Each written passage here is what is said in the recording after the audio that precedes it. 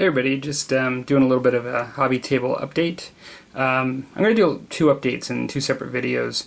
For right now I'm just sort of updating a little bit on the historical stuff.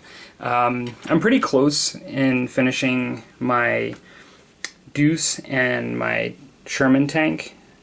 Right now these are really shiny because they've been glossed. I've done some weathering on them, and the reason I've put the gloss finish on it is that what I'm going to be doing to do the last stage of weathering is I'm going to be using some oil paints and using some mineral spirits to dilute them down and sort of merge some of the paints.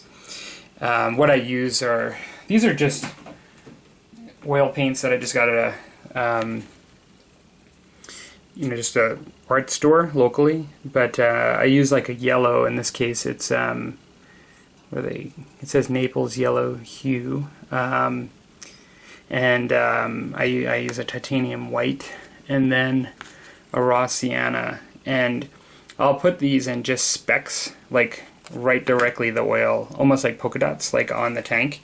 And I actually learned this technique from the MIG company YouTube channel. They have an excellent tutorial on weathering tanks, and that's where I learned this from.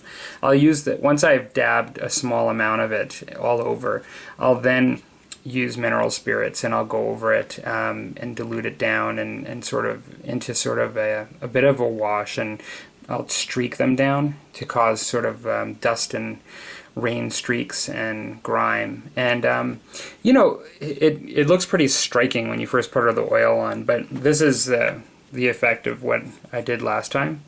When I did it, it just sort of looks really dirty, I think, and I kind of liked it. I thought it was I suppose it just depends on whether you like that effect. But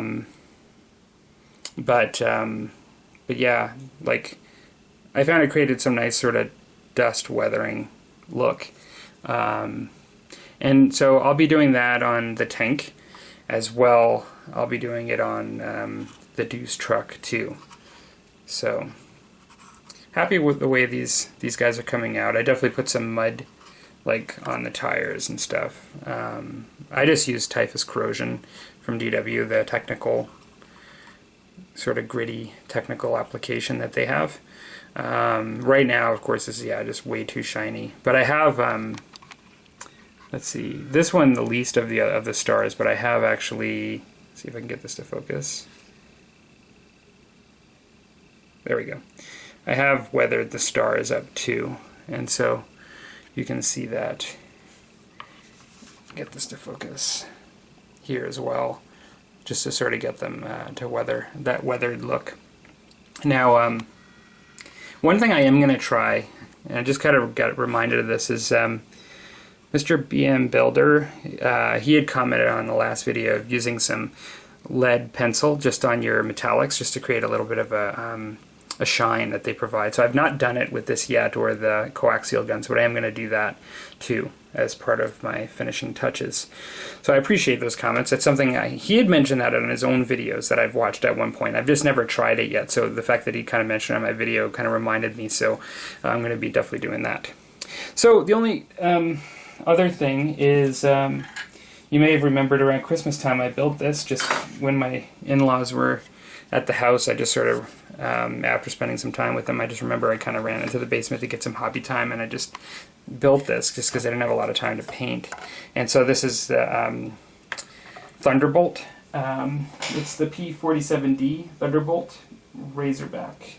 And so what I have to do is I'm going to have to drill, I think I'm going to have to drill a hole in this to put a stick, like a round dowel, with some magnets, and then to be able to magnetize this and put it on there, and then I'll have it on a base so I can have this flying for bolt action.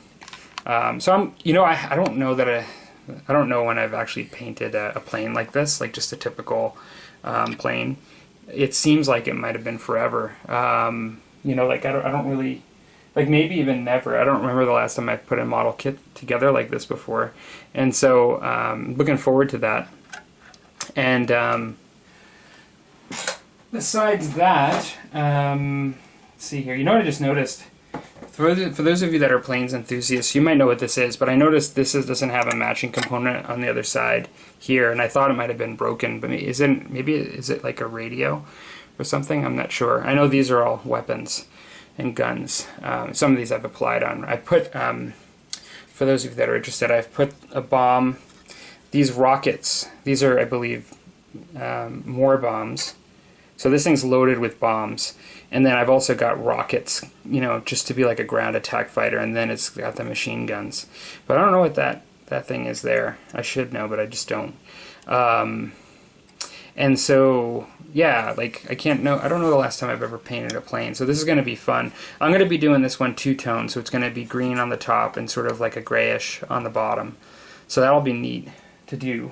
And then after that, I won't be calling it quits for World War II by any means, because you know that I've got tanks and other things to do. I'm waiting for some tracks from Warlord Games to come, because they'd sent me the wrong tracks for one of the tanks that I just purchased. And while that happens, I'm going to paint up levies for Saga. I have played a couple of games. I've won some, I've lost some. Having fun. I feel like 4 points is feeling kind of small, like for the games that I'm playing now. At least I feel like I need the levies for the type of faction I have. I think I need to mix in some levies with the Anglo-Danes. But you know, besides that, things are going well with it. And yeah, that's pretty much what's going on for Historical. So I'll be moving on to Saga for a little bit. I also have some heroes and other things to paint as well in the future for Saga too. And yeah, that's about it. So going to Saga, then I'll likely be coming back and doing stuff for World War II and Musket and Tomahawks. Okay, take care everybody.